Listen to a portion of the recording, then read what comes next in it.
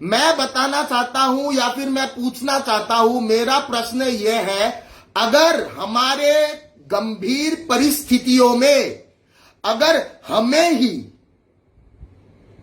पैसा उठाना पड़े, अगर हम आम नागरिकों को पैसा इकट्ठा करके हमारे देश को बचाना पड़े, तो सरकार किस लिए है? किस कारण से हमने उस सरकार को वोट देकर जिताया है कि अगर हमारे बाढ़ पीड़ितों को वो लोग अच्छे से देखभाल नहीं कर सकते हैं? मेरा यह प्रश्न है कि आज क्यों पंजाब, हरियाणा, मुंबई से, बिहार से लोग आकर आसाम में लोगों को सहायता करने के लिए मजबूर हो चुके हैं, क्योंकि असम का परिस्थिति और असम की हालत इतनी ही विवश और इतनी ही दर्दनाक है कि लोगों से सहा नहीं जा रहा है। लोग दिल्ली, मुंबई, पंजाब, हरियाणा, बाकी और कितने स्टेट से आए हैं वो पता नहीं। क्या हमारा असम, जिस असम के बारे में हम बात करते हैं, जिस सुनहरे असम के बारे में हमारे जुबिनदा ने कहा था कि অসমৰ দৰে ধুনীয়া ঠাই আৰু ক'ৰবাত আছে নেকি, কোনোবা বেলেগ স্টেট আৰু ইমান ধুনীয়া হ'ব পাৰিব নেকি? तो कहां गए वो लोग जिन्होंने इलेक्शन से पहले कहा था कि हम लोग आपके साथ हैं? कहां गए वो मंत्री, कहां गए वो एमएलए, कहां गए वो लोग, कहां गए हमारे मुख्यमंत्री जी जो आज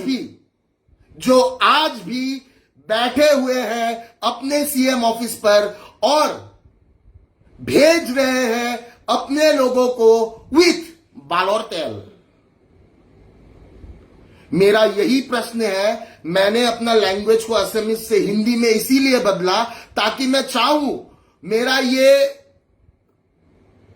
प्रयास है कि ये वीडियो उन लोगों तक पहुंचे, मेरा यही वीडियो उन लोगों तक पहुंचे जिन लोगों ने हमें बोला था कि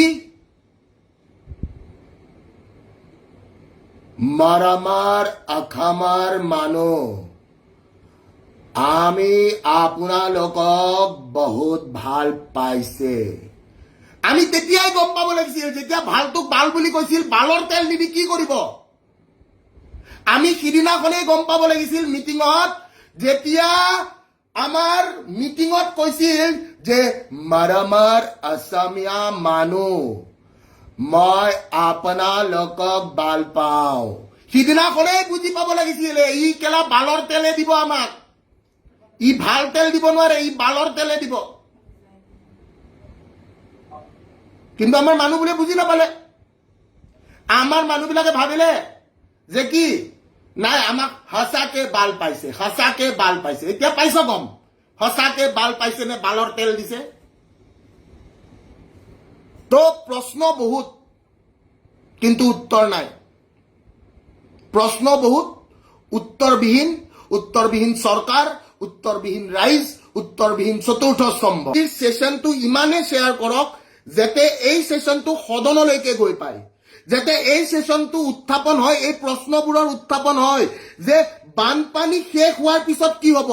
আজি বান পীড়িত লোকসকলৰ বহুতৰ ঘৰত এনেকুৱা অৱস্থা যে ভৰি দিব নোৱাৰা, বহুতে নিজৰ জীৱিকা হেৰাইছে, বহুতে নিজৰ গিৰিয়েকক হেৰাইছে, বহুতে নিজৰ সন্তানক হেৰাইছে, বহুতে নিজৰ কামাই কৰি আনা মানুহজন হেৰাই পেলাইছে।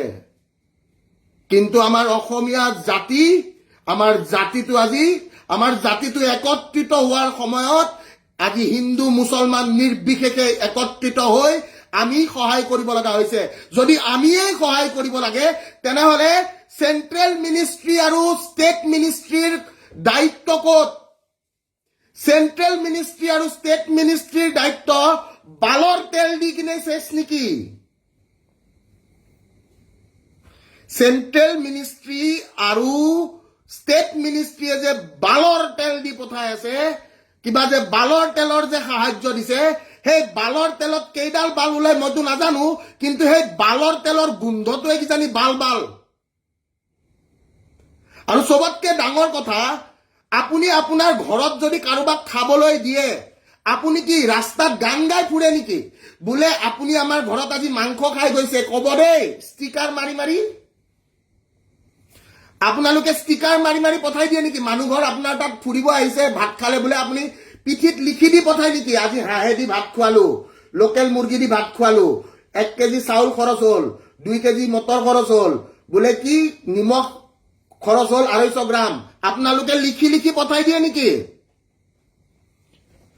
মই ভাবো আপোনালোকে লিখি লিখি পঠাই নিদিয়ে কিন্তু আমাৰ সচেতন চৰকাৰে আজি বান সাহায্যৰ সময়ত বালৰ তেল দি কিনে এটা পেকেটত বালৰ তেল দিছে আৰু সেই বালৰ তেলটো তাতে লিখি দিছে বোলে চাওক বাইদেউ চাওক এইটো আমাৰ এইটো আমাৰ চৰকাৰৰ পৰা ফালৰ আমি বালৰ তেলটো যে দিছো আমাৰ চৰকাৰৰ ফালৰ পৰা দিছো বালৰ তেল